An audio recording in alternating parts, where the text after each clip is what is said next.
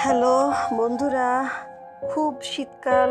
এত শীতে কুকুর বিড়ালের যে কি অবস্থা।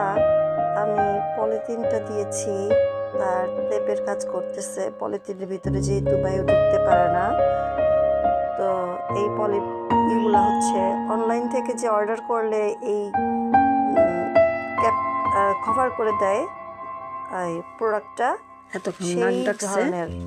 এতক্ষণ নাক ডাকলি, হ্যাঁ? নাক ডাকার শব্দ শুনে তাইলাম। ঘুমা, আরামসে ঘুমা।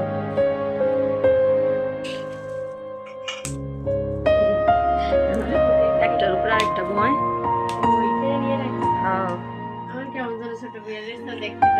হ্যাঁ, কম্বল